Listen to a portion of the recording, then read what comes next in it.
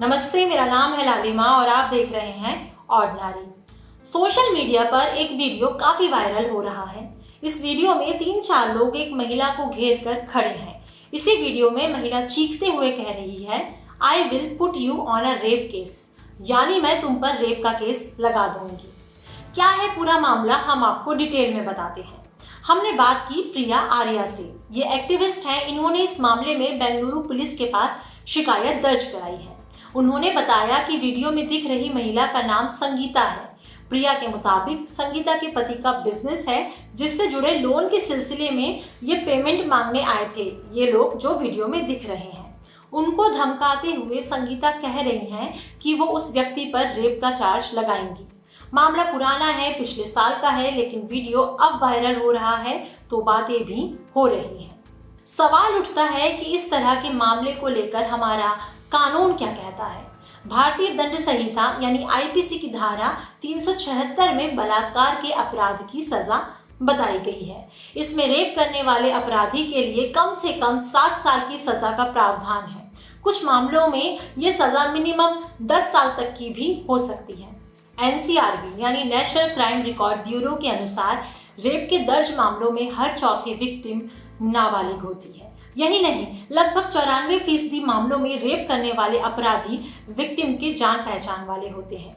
तो लब्बुल लुआब यही है कि बलात्कार की समस्या गंभीर है और ये डेटा तो तब है जब रेप के कई मामले रिपोर्ट ही नहीं हो पाते। ऐसे में फॉल्स रेप केस लगाने की बात कहना एक गंभीर मुद्दे की ओर ध्यान खींचता है। अब बताते हैं कि फॉल्स रेप केस के मामले में क्या होता है। ये समझने के लिए हमने बात की अश्विन पंतुला से। ये लॉयर हैं। इन्होंने बताया कि अगर किसी व्यक्ति पर रेप केस के झूठे चार्ज लगते हैं तो उसके पास तीनों स्थिति में ऑप्शन होते हैं। पहला, अरेस्ट होने के पहले, दूसरा चार्जशीट फाइल होने के बाद और तीसरा बरी होने के बाद। अगर किसी व्यक्ति को ऐसा लगता है कि उसके खिलाफ ऐसा चार्ज लगाया जा सकता है तो वो पहले ही एक्शन लेकर खुद को तैयार कर सकता है इस मामले से डील करने के लिए। ऐसा कई मामलों में हो नहीं पाता, लेकिन फिर भी इन ऑप्शन में क्या होता है, आपको यही बात हम बताने जा रहे हैं। अरेस्ट होने से पहले आप अग्रिम जमानत यानी एंटीसिपेटरी बेल के लिए याचिका दाखिल कर सकते हैं ताकि पुलिस कस्टडी में आपको परेशान ना किया जाए। अरेस्ट होने या चार्जशीट फाइल होने के बाद 2 ऑप्शन होते हैं।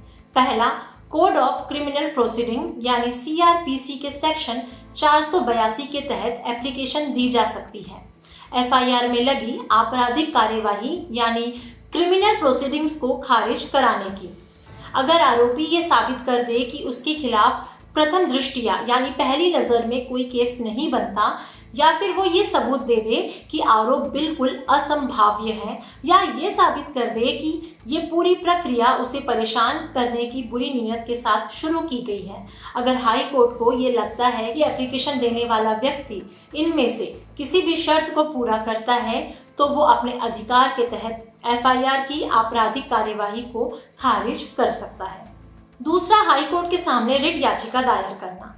ये उन मामलों में होता है जब ये आशंका हो कि इस मामले में पुलिस या निचली अदालत के साथ मिलकर आरोपी पर कार्यवाही की जा रही है। हाई कोर्ट संबंधित अधिकारियों के लिए आदेश जारी कर सकता है कि वो अपनी ड्यूटी उचित रूप से निभाएं, या फिर वो रिट ऑफ प्रोहिबिशन यानी निषेधाज्ञा का अधिकार जारी कर निचली अदालत में चल रही आपराधिक कार्यवाही पर रोक लगा सकता है। इसके लिए भारतीय दंड संहिता का अनुच्छेद 226 अदालत को इजाजत देता है। अब बताते हैं कि बरी होने के बाद व्यक्ति के पास क्या विकल्प है।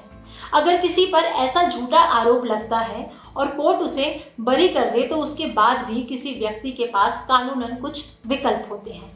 पहला, आईपीसी की धारा 211 के तहत मामला। इस धारा के तहत व्यक्ति एफआईआर दर्ज करवा सकता है इस आरोप के साथ कि उसके खिलाफ झूठी आपराधिक कार्यवाही शुरू की गई उसे नुकसान पहुंचाने के मकसद से। इस मामले में 7 साल तक की जेल हो सकती है। दूसरा, आईपीसी की धारा 882 है।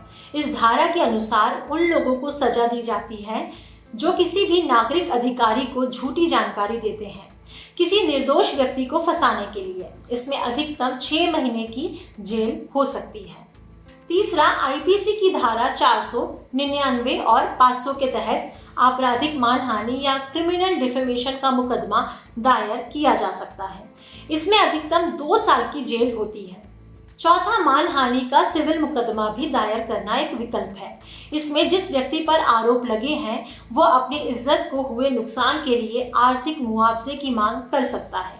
मुआवजे की कीमत इस बात पर निर्भर करती है कि उस व्यक्ति की समाज में क्या स्थिति है। बेंगलुरु के संगीता मामले में प्रिया आर्या ने जानकारी दी है कि इस मामले को लेकर संगीता ने सोशल मीडिया पर वादा किया था कि वो लाइव आकर पूरी जानकारी देंगी, लेकिन संगीता ने कथित रूप से अपने सभी सोशल मीडिया अकाउंट डिसेबल कर दिए हैं। इस जानकारी को पाकर आपको कैसा लगा, आप हमें कमेंट सेक्शन में जरूर बताएं। ये जानकारी आप तक हमारी साथी प्रेरणा लेकर आई थी। अगर ये वीडियो आप फेसबुक पर देख रहे हैं तो फेसबुक पेज को लाइक करें, यूट्यूब पर देख रहे हैं तो यूट्यूब चैनल को सब्सक्राइब करें, बेल आइकन पर भी क्लिक कर दें ताकि जब भी हम कोई नया वीडियो अपलोड करें तो उसका नोटिफिकेशन आप तक सबसे पहले पहुंचे। Thank you.